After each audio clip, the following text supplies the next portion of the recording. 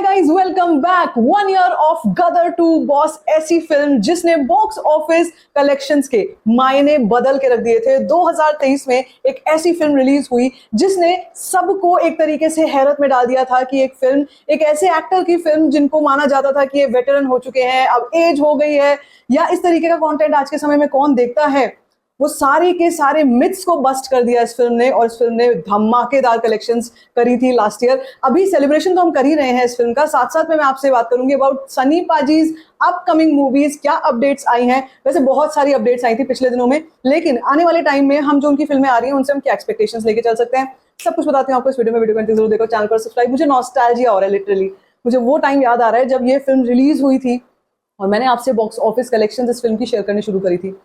वो टाइम ऐसा लगता था कि साल 2000 जब गदर 1 रिलीज हुई थी, लोग ट्रैक्टर्स में भर भर के फिल्म देखने जा रहे हैं। यार, आज का जमाना ऐसा है जब लोग अपनी फैमिली के साथ भी फिल्म देखने के लिए 10 बार सोचते हैं कि हमको जाना चाहिए, नहीं जाना चाहिए, क्या वर्थ है किसी फिल्म पर ये पैसा हमारा खर्च करना, या हम इसको कहीं और खर्च करें। मैं एक मिडिल क्लास इंसान के हिसाब से सोच रही हूँ, जिस क्लास से हम आते हैं।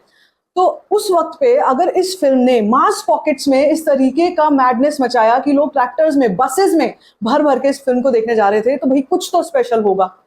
स्पेशल जो चीजें थी गदर 2 की, वो सबसे ज्यादा इंपॉर्टेंट सनी पाजी, मतलब एक ऐसे एक्टर जिन्होंने इतने सालों से इंडस्ट्री में काम किया, लेकिन वो कहते हैं ना कि एक इंसान को उनका जो ड्यू क्रेडिट है वो तब तक नहीं मिलता है जब तक समय नहीं आता है। और वो ही समय का इंतजार सनी पाजी ने किया, बहुत लंबा इंतजार किया। बॉर्डर जैसी फिल्म में सनी पाजी, गदर, घातक, मतलब हम अगर उस जमाने की बात करें, घायल, उस टाइम की बात करें, तो सनी पाजी वाज लाइक अ सुपरस्टार। उनका कंटेंट ऐसा होता था कि उनकी आवाज, उनकी दहाड़ से ना विलन वैसे ही थरथर कांपता था। दामिनी जैसी फिल्म, आई मीन उनका जो रोल था उस फिल्म में भी ये माना जाता था कि ओवरशैडो कर रहा था ऋषि कपूर के रोल को। But then all of a sudden then everything happened, दौर चेंज हो गया, जमाना चेंज हो गया। फिर गदर आई, गदर 1 आई। गदर 1 ने तो भाई शीशे तोड़ दिए थे लोगों ने थिएटर्स के बाहर, राइट्स जैसा, मतलब राइट्स ना गुड वे, मतलब ऐसा माहौल क्रिएट हो गया था कि लोगों में मारामारी मच गई थी, टिकट्स ब्लैक में बिक रहे थे।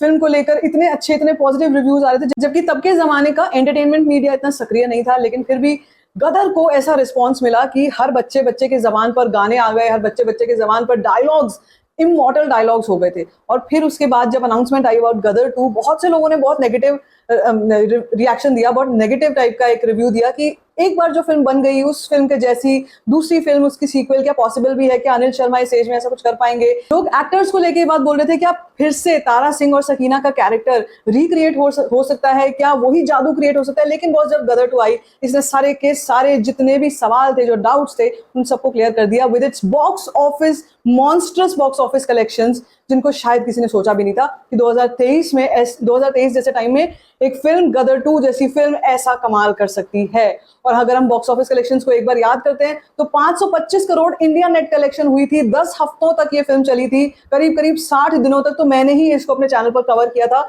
Box office collection daily in the morning and in the night.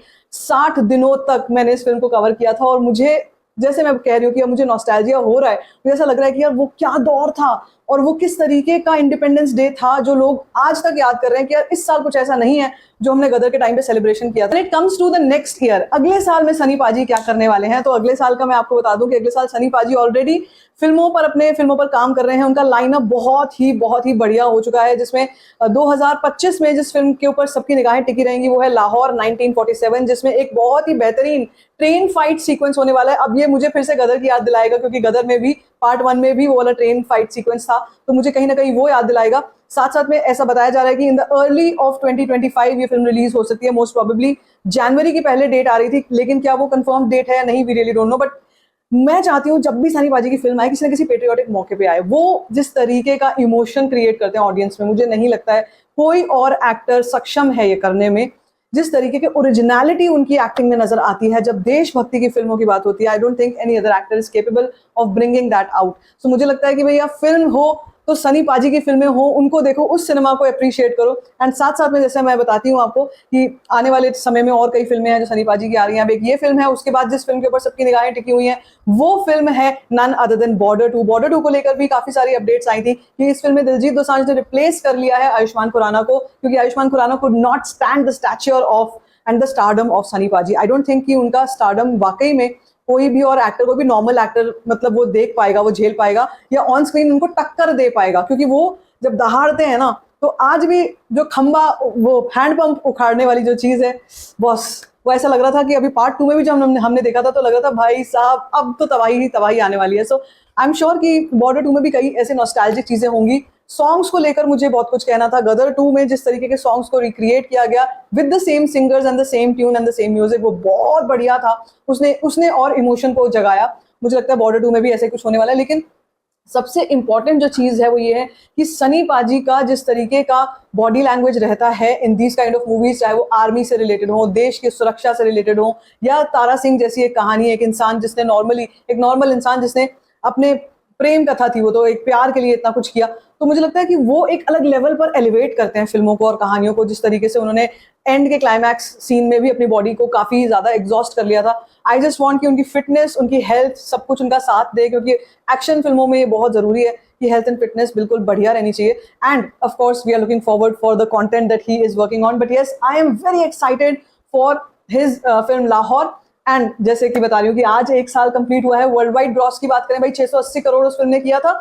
जब जैसे कह रही हूँ कि बॉयकॉट बॉलीवुड और वो सब चीजें बहुत अपने चरम सीमा पे थी, लेकिन फिर भी गदर 2 ने बॉक्स ऑफिस की धज्जियां उड़ा करके रख दी थी। तो क्या आपकी यादें आपके सामने आ रही हैं गदर 2 को लेकर के? आपको क्या लगता है कि आने वाले समय में 2025 में, 26 में, जैसे और भी लाइनअप्स में और भी फिल्में, रामायण है या गदर 3 के बारे में पहले बातचीत हो रही थी, आई रियली डोंट नो गदर 3 होगी या नहीं होगी, लेकिन बॉर्डर 2 है, लाहौर है, ये फिल्में जो है, आपकी एक्सपेक्टेशंस उन फिल्मों से क्या है और आपके दिमाग में कौन सी यादें आती हैं when it comes to Gadar 2, 1 year of Gadar 2? क्या लगता है आपको? Let me know in the comment section. बाकी if you like this video, give it a thumbs up, don't forget to share it and don't forget to subscribe to my channel, which is called Star Function.